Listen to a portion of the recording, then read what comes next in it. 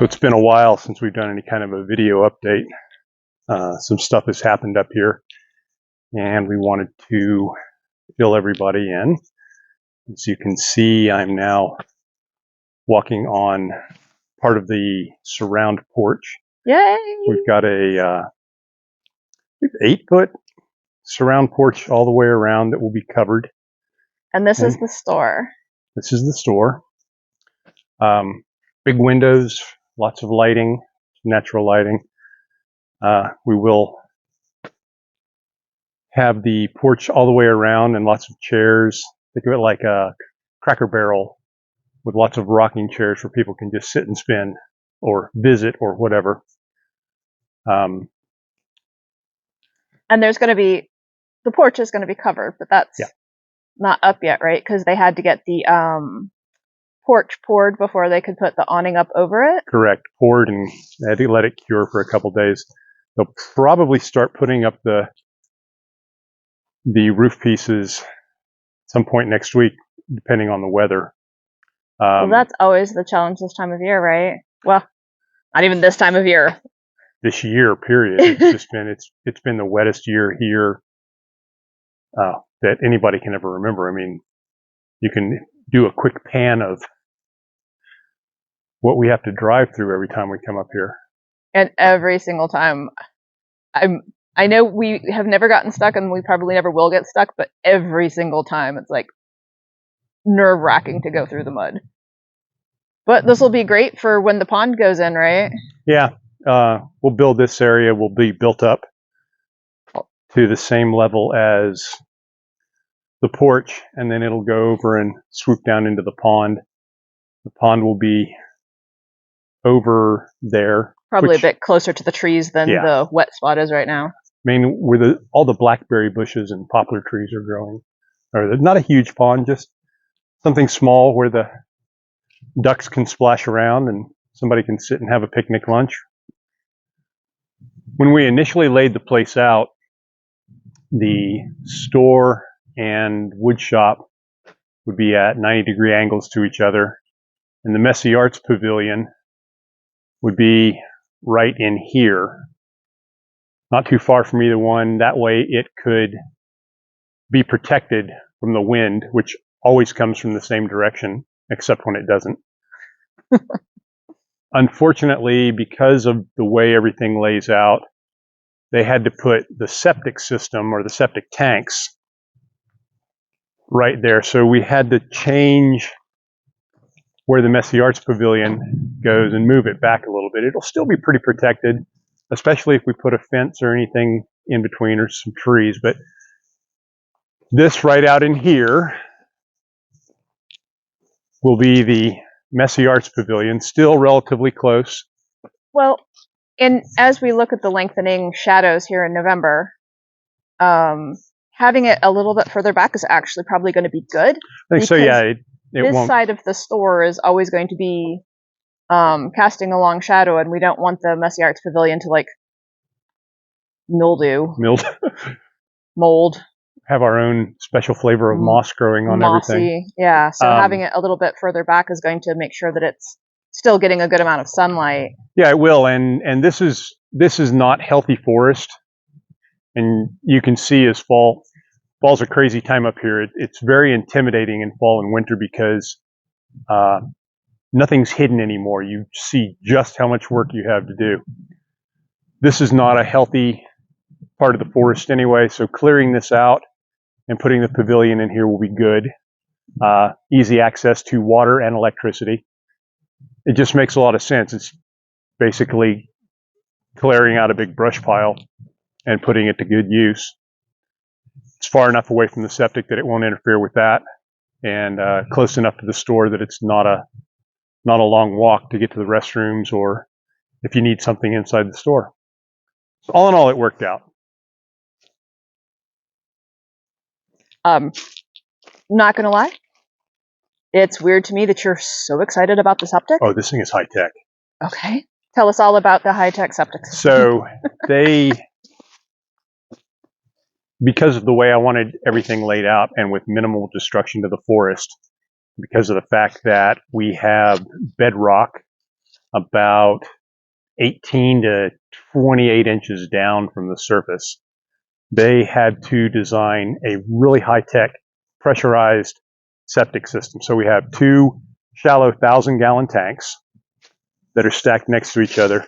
The initial tank will take everything in, start breaking it down. Overflow will go out into the second tank, break down further there, and then the pressurized system will send it 100 feet that way, and then there are 3 channels coming off of it that go 100 feet out into the woods.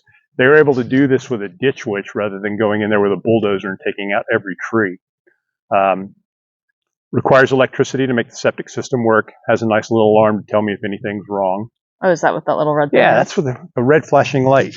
That's the oh shit light. Literally.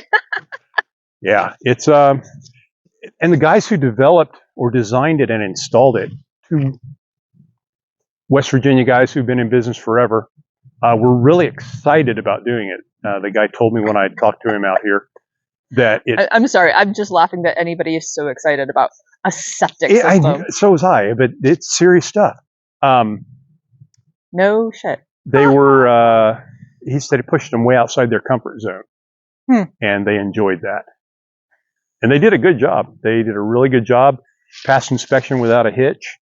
Now, we're good to go. It does provide one little complication, though, right? Because don't some of those drainage pipes go where we'd originally planned on the yurts going? So now we're going to have to push the yurts a little further back. Right. Nobody wants their front door of their yurt being that well fertilized. So yeah, we will have to slightly alter where the yurts are going to go, and until spring when we can get down there and actually see where it is. Truthfully, until we get to the point that we can afford to put the yurts in, we'll just have to play it by ear. There's plenty of space down there for them. I'll have to alter the little yurt village that I initially wanted to do, and we'll spread it out a little bit more, but it'll all work. And so what are we looking at here? We are looking at the second portion of our power plant. Mon Power is coming off the distribution lines which run through the property, and they're bringing 16 or 1800 watts up here. There's an identical box to this further back in the woods that will be running power for the houses off of, and then this will come down here. Shop will have a 600 amp service, which should be plenty to run anything I have. You can see the framing on the shop. We're at a standstill for the moment because I just ordered the man doors and the windows for the shop. A lot of this is going so slow because we're bootstrapping most of it, and you order stuff when you can afford to get it. You know, it's amazing because you get this big bank loan and this construction loan, and you're like, yay, we can start building. And then you don't realize until you're this far into it just exactly what the construction loan doesn't cover. Yeah. So you're suddenly like, wait, what do you mean I have to buy all of these extra things myself? $8,000 worth of windows and doors and $20,000 worth of roll-up doors. And well, and it's not just that too, but once you do order them, then it takes 6 weeks, 8 weeks, 12 weeks to come in. So, you know, I mean, at least there's a roof now, but yes, there is a roof. But it's just so slow set up going. A tent right in the middle of it and not get wet. Hey. But yeah, so we'll have the big opening right here. Will be one of the 10 by 10 roll-up doors. On the opposite end, you can see the other framed-in area. The man doors will be in the middle of the walls in these shorter spaces. Now, as we walk around to the front of the building, there will be 6 4-foot by 4-foot single hung windows. I decided to go with single hung instead of regular picture windows because that way I can open it up and get a good draft going through the building, which the roll-up doors will do themselves. On the back of the wall, there will be 4 12-inch by 30-inch windows up high. More than anything, they're just for allowing a little extra light in. At some point, I may put more windows on the ends, but I got to get up and running first before I start finding other things to spend money on. So while construction is continuing Slowly. slowly, we're doing what we can just to make things a little more pleasant up here. We've been doing a lot of clearing in this area. It was really overgrown with brush and such in all the areas that we've cleared. Pretty much this part of the ball field. Still have a lot more to do. In the future, once we can get all the mountain laurel, rhododendron, everything out of here, a lot of this will probably end up being paddocks for the animals. Yeah, it's kind of sad because the rhododendron and mountain laurel are so beautiful, but unfortunately they're poisonous to ruminants, so Yeah, well, they're going to have to go. Luckily, we've got, take away the 2 acres of the ballpark, and we've got 73 acres of it can grow wherever it wants. But it's just amazing because, like, when we got here, so many of these trees were completely covered by greenbrier and other weeds or suckering, and you couldn't even see that there was a tree underneath all of the overgrowth. Yeah. So I'm hoping that now that we're starting to get this space opened up, it'll overall become a lot healthier. We still have a lot of work to do, but at least we have something we can be doing to keep progress moving forward, even while the construction is continuing.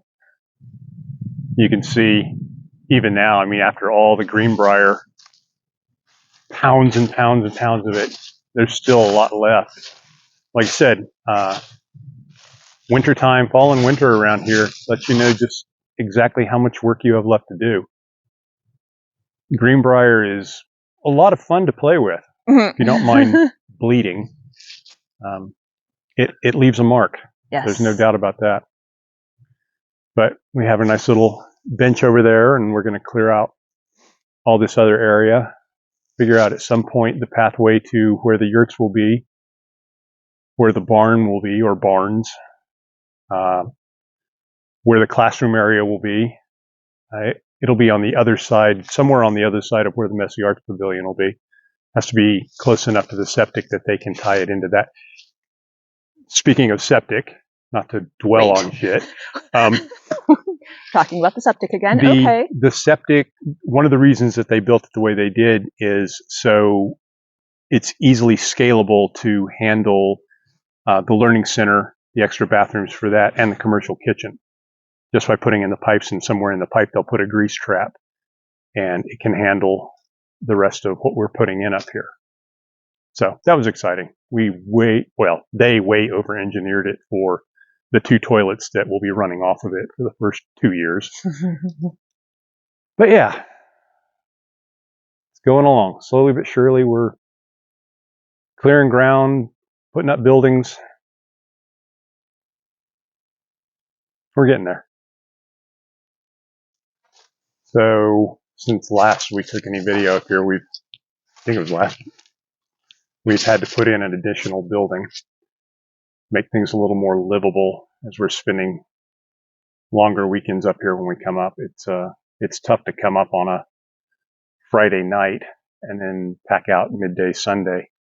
Everything going back into the small shed. The lodge, as it used to be known. We've accumulated so much stuff up here for working on the property. We needed something a little bigger to actually make life livable. You can work up here now. So we got a new lodge, a grander lodge. And we have our kitchen tent set up there in the middle. Behind the kitchen tent, which you don't see and really don't want to, is our shower. We actually have a shower. It's hot water on demand. And this is all off-grid, by the way, because we still don't have electric hooked up. So we use a generator and propane to do whatever electric we need. Rusty Truck, my mobile workshop. Then we have where TJ and I are living now, and the kitchen, and then the storage shed / shop rat quarters when he's up here. A nice little fire pit that we can cook over. Always splitting wood because you never have enough wood. Well, especially without electricity, Yeah. that fire helps us stay warm and cook food as well. It's not much, but it's home for now. I want to thank everybody for their patience. Everybody who's been following along with this for the years that it seems to have been going on. It does feel like years. It does. Oh, it's because it has been. Oh, great. Again, thank you for your patience. For those of you who have contributed either through GoFundMe or any of the fundraisers, we really, really appreciate that. The GoFundMe is still up and running, and we're actually getting footage and pictures this weekend to do a nice update there. So the GoFundMe is still open. We are going to be running some type of fundraiser again, especially as spring gets closer and construction on the Messy Arts Pavilion hopefully will begin. And the brick fundraiser for the Messy Arts Pavilion is still available active too. as well. Yeah, we need a lot of bricks for the walkway. Yes. We need more bricks for the We need walkway more now bricks because we've had to move it back. Yes. But again, we appreciate your patience and your generosity, and hope you'll keep following us as we continue with this grand adventure, and hope to start seeing people up here next year.